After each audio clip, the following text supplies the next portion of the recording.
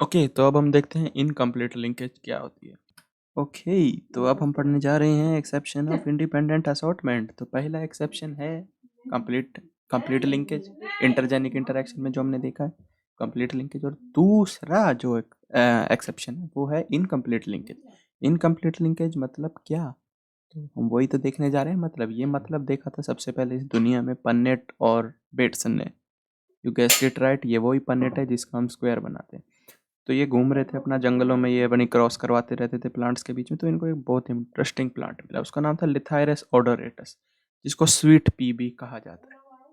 तो लिथाइरस ओडोरेटस की इन्होंने लिथाइरस ओडोरेटस में डाई हाइब्रिड क्रॉस कराई। तो मेंडल वाली बात इन्होंने लिथाइरस ओडोरेटस में कराई सिर्फ मजे के लिए, तो बड़ा खेल रहे थे। तो लिथाइरस ओडोरेटस में दो डोमिनेंट ट्रेट के लिए कराई बेसिकली। एक है जो बेसिकली फ्लावर का कलर, और दूसरी है पोलन की जो है बेसिकली साइज। तो जैसे ये था ब्लू फ्लावर और रेड फ्लावर आए तो पता लगा ब्लू फ्लावर तो डोमिनेंट है रेड के ऊपर, और लॉन्ग पोलन ग्रेन और शॉर्ट पोलन ग्रेन पता लगा long pollen grain is dominant over short pollen grain. So let's go. तो इन्होंने पकड़ा सबसे पहले एक प्योर लाइन जो कि ब्लू और लॉन्ग पोलन ग्रेन वाला प्लांट है। फिर इन्होंने पकड़ा एक छोटू पोलन ग्रेन वाला और लाल रंग का प्लांट। हाइट में डिफरेंस नहीं है, आई एम रियली सॉरी। और इसके बाद इनकी F1 क्रॉस करवा दी। तो हाइब्रिड जो आया वो आया ब्लू, जैसा कि हमने कहा था डोमिनेंट है, और लॉन्ग पोलन ग्रेन वाला जैसा कि मैंने बताया था ये हाइब्रिड है। तो इसके बाद पन्नेट ने कहा कि यार बेटसन तो रुक जा, तू डाई हाइब्रिड क्रॉस मत करवा। गलत आ रही थी क्योंकि उसकी बेटसन की डाई हाइब्रिड, उसने सोचा यार ये कुछ गलत बात है, ये पौधा कुछ और चीज़ है। इसलिए नहीं, सिंपल काम करते हैं, इसकी टेस्ट क्रॉस करवाते हैं। तो टेस्ट क्रॉस में क्या दिक्कत है, एक एक जगह तो हम फिक्स हो गए ना, एक ही गैमीट आएगा जो रिसेसिव पेरेंट है उससे, क्योंकि उसके दोनों सेम होते हैं। तो उसने कहा चलो तो करवाते हैं फिर। तो उसने F1 हाई मोनो हाइब्रिड डाई हाइब्रिड को लिया, हम सॉरी, और उसने करवा दी उसकी टेस्ट क्रॉस। तो एक्सपेक्ट हम क्या कर सकते हैं? नहीं, एक टेस्ट क्रॉस हो रही है उससे आप क्या क्या रिजल्ट आने की जो है एक्सपेक्टेशन कर सकते हैं। एक तो बिल्कुल जैसी मेंडल ने कही थी, बिल्कुल वैसी, बिल्कुल इंसानों की जैसी सिंपल। बेसिकली ऐसे ऐसे ऐसे सारे रिकॉम्बिनेंट मतलब जो आते हैं, फिनोटिपिक रेशो 9:3 बेसिकली दो पेरेंट दो रिकॉम्बिनेंट, इन सब की रेशो 1:1:1:1। अब ये किसका एग्जांपल है? ये इंडिपेंडेंट असॉर्टमेंट का एग्जांपल है। इंडिपेंडेंट असॉर्टमेंट मतलब क्या? जैसे ये इंटू इसको डबल कर लो, मतलब इसके सामने ऐसे ही लगा लो, ये क्रॉस ये। अब ये कैपिटल बी उधर वाले स्मॉल एल के साथ जा सकता है या बड़े एल के साथ जा सकता है, ये स्मॉल बी उधर वाले बड़े एल के साथ या स्मॉल छोटे एल। तो यही तो होती है इंडिपेंडेंट असॉर्टमेंट, यही तो है पॉसिबल भाई। ये है, ये आप कर सकते, यही मैथमेटिकली पॉसिबल है इस केस में। या फिर ऐसा कंप्लीट लिंक है जो भाई जीन्स तो लिंक्ड है, कैपिटल बी तो हमेशा स्मॉल ओ कैपिटल एल के साथ ही जाएगी, मान लो। हो सकता है स्मॉल एल के साथ भी जाए, हम तो हाइपोथेटिकल ले रहे हैं। तो क्योंकि डोमिनेंट है तो भाई ये दोनों साथ में ही रहेंगी ऐसे, और ये रिसेसिव है तो ये साथ में रहेंगी। तो हमारा क्रॉस है इसके साथ, ये हमारा जो है पेरेंटल, ये है जो है अमरीली सॉरी ये रिसेसिव पेरेंट है, ये हमारा वन हाई मोनो हाइब्रिड है। इसके अंदर दो जो है बेसिकली ऐसे, इन दो में से या तो ये आ सकता है या तो ये आ सकता है गैमीट के तौर पे।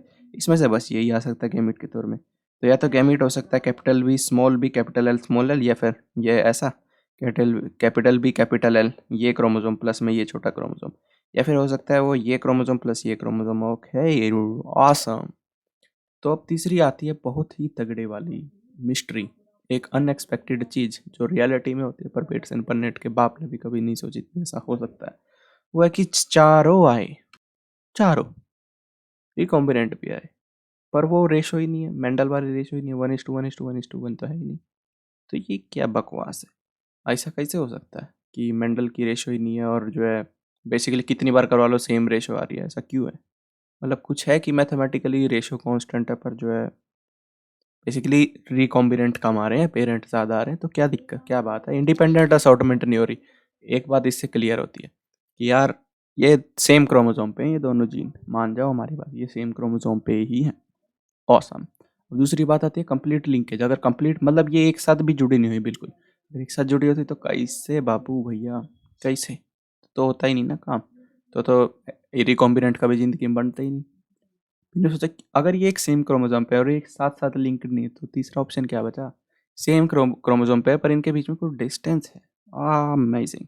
तो डिस्टेंस है तो सबको पता होता है, मेटाफेज होता है ऐसे, या जो भी बेसिकली सेल साइकिल के टाइम पे प्रोफेज या पता नहीं क्या, ये ऐसे क्रोमोसोम जुड़े हुए होते हैं प्रोफेज के टाइम पे, यस। तो ऐसे जब वो जुड़े होते हैं तो कई बार देखना ऐसे क्रॉसिंग ओवर हो जाती है क्रोमोसोम की, माइक्रोस्कोप में देखने को मिलता है। जैसे ये स्ट्रैंड था एक का, ये स्ट्रैंड, ये एक क्रोमोसोम है, ये दूसरा क्रोमोसोम है, इस पे ये एक जीन है, इस पे ये एक जीन है। कभी कभी देखने को मिलता है क्रोमोसोम पास थे तो ये जीन, ये अंगूठा कट के इस वाले पे लग गया, ये इस पे लग गया, मतलब ऐसे हो गया। तो ये क्रॉसिंग ओवर देखने को मिल जाती है। तो कुछ इस तरीके से आना चाहिए। तो ये तो यहाँ भी यही, जैसा कि ये है, पर नहीं, पर कभी कभी क्या है, कैपिटल बी के साथ स्मॉल एल आ गया, तो रिकॉम्बिनेंट बन गया ना, कैपिटल बी स्मॉल बी और capital L small L. I am really sorry, capital B small L small L. Okay, ये बन गया, यही तो होता है पहला रिकॉम्बिनेंट। ठीक है, जो एक के लिए डोमिनेंट है दूसरे के लिए रिसेसिव, या फिर हो सकता है इसके साथ कैपिटल एल आ जाए। तो क्या हो सकता है इसके साथ मिलके कि small B capital L small L. Awesome. जो दूसरी ट्रेड जैसे कि यहाँ देखने को मिल रहा है, तो ये दो रिकॉम्बिनेंट भी है पर कम तादाद में होंगे, क्योंकि क्रॉसिंग ओवर ऐसा तो नहीं है विधि का विधान है, होगा ही होगा, नहीं भी हो सकता, क्या ज़रूरत है, क्या ज़रूरी थोड़ी ना है। तो दिस इज़ वाई रिकॉम्बिनेंट काम है, और पेरेंटल जो जीनोटाइप्स है वो ज़्यादा आ रही हैं।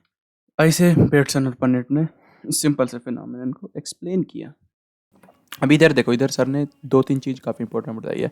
तो पहले कि अगर ज़्यादा डिस्टेंस है between two genes that are on the same chromosome, तो अगर डिस्टेंस ज़्यादा तो रिकॉम्बिनेशन होने के चांसेस भी ज़्यादा हो जाएंगे। एक लिंक्ड जीन में बेसिकली इनकम्प्लीटली लिंक्ड जीन मतलब, जीन का मतलब कहते हैं जब दो जीन एक ही क्रोमोसोम पे हो, तो क्रॉसिंग ओवर की वजह से हो सकता है रिकॉम्बिनेशन, पर इतना नहीं होगा जितना इंडिपेंडेंट असॉर्टमेंट में होता है। पर अगर डिस्टेंस ज़्यादा होगा, ये सच है कि भाई मोर is the chances of recombination. जैसे ही पेरेंट्स से दूर हो जाओगे आप रिकॉम्बिनेशन करना शुरू कर दोगे। ईजी पीजी ऐसे ही याद किया जा सकता है। तो distance is directly proportional to recombinants.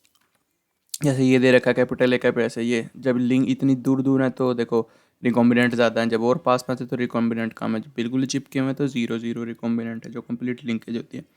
और इसके बाद एक और बात काफ़ी इंपॉर्टेंट बताना चाहूँगा, वो यह है कि जो लिथाइरस और ऑटोरेडस था उसमें जो बेसिकली इनकम्प्लीट लिंकेज की जो एक्चुअल रेशियो थी वो 7:1:1:1 थी।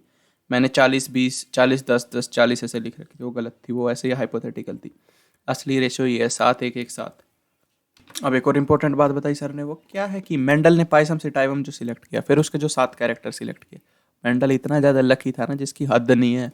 मेंडल ने कोई भी ऐसा, जैसे ये था बेसिकली जो चौथे क्रोमोसोम पे ये 3 थी, जब इसने डाई हाइब्रिड क्रॉस लिया तो इनमें से कोई दो क्यों नहीं सिलेक्ट किए?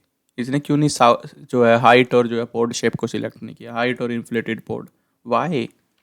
क्योंकि हो सकता है उसने किया उसके आंसर ना, और छुपाने के लिए उसने सिर्फ वही किया जिसमें कुछ एक लॉ बन रहा हो, लॉ ऑफ इंडिपेंडेंट असॉर्टमेंट। तो may be this was it the, और अल्टीमेटली हम कह सकते हैं मेंडल वॉज लकी। हम उसकी बेचारे की जो है मेहनत पर शक नहीं करना चाहते। सो मेंडल वॉज लकी कि उसने जो है येलो राउंड, जो कि अलग अलग क्रोमोसोम पे हैं, जैसे येलो सीड का होता है पहले क्रोमोसोम पे और राउंड होता है सीड शेप यानी कि 7th पे। तो इंडिपेंडेंट असॉर्टमेंट तो पक्की थी इधर, तो यहाँ नहीं थी। अगर हाइट और जो है फ्लावर पोजीशन पे करें तो ऐसी चीज़ों पे जो एक ही क्रोमोसोम पे हो, तो yes he was really really lucky. जैसे ये सवाल है, मेंडल ने 14 वेराइटी सिलेक्ट कर दी, यानी कि 7 ट्रेट कैरेक्टर सिलेक्ट किए थे, पर अगर उसने 22 किए होते तो इनमें से कौन सा लो है जो एक्सप्लेन करना काफ़ी डिफिकल्ट हो जाता। डोमिनेंस, सेग्रीगेशन या इंडिपेंडेंट असॉर्टमेंट? तो सेग्रीगेशन तो हो ही नहीं, तो ऑल ऑफ दिस को तो लात मार के भगा दो। डोमिनेंस नहीं, 7 कैरेक्टर थे तो 22 भी हो जाते भाई, 22 का भी पता था कि जो है ये डोमिनेंट है, ये रिसेसिव है, ये डोमिनेंट है, ये रिसेसिव है, ऐसा हो सकता था। लॉ ऑफ सेग्रीगेशन ये है, एक जो क्रोमोसोम सेम क्रोमोसोम पे जो जीन्स है उसको कैसे मेंडल नहीं कर पाता? मेंडल बहुत ज़्यादा लकी आदमी था, ये सब नहीं कर सकता वो। और अगर क्वेश्चन को थोड़ा सा घुमा फिरा दिया कि आइसम पाइसम से टाइम में 14 की जगह 10 क्रोमोसोम होते, तो फिर क्या होता? तो फिर कौन सा same answer, independent assortment. Why? क्योंकि यार ज़्यादा कैरेक्टर्स को फिर सेम जीन पे होना पड़ता, तो मेंडल फंस जाता उधर। तो मेंडल की हिस्ट्री का कुछ की पॉइंट देख लो, वियना में this is most important most important 1856 से 1863 तक 7 साल उसने पाइथन का एक्सपेरिमेंट किया। ठीक है, मेरी बात समझो, 7 साल तक पाइथन का एक्सपेरिमेंट करता रहा। जो हम आज पढ़ रहे हैं मेंडल की इतनी बड़ी जेनेटिक्स, उसके ऊपर 7 साल एक्सपेरिमेंट किया। 7 लगातार 7 साल तक मेंडल खेती करता रहा। 56 से 63। वाओ। अब आप देखो उसने शुरू में 34 वैरायटी बाद में 22 की बात करती। ठीक है, ये सब नहीं पूछते, लेकिन ये सबसे ज्यादा इंपॉर्टेंट है, इसको नोट कर लेना। स्लाइड नंबर क्या है? या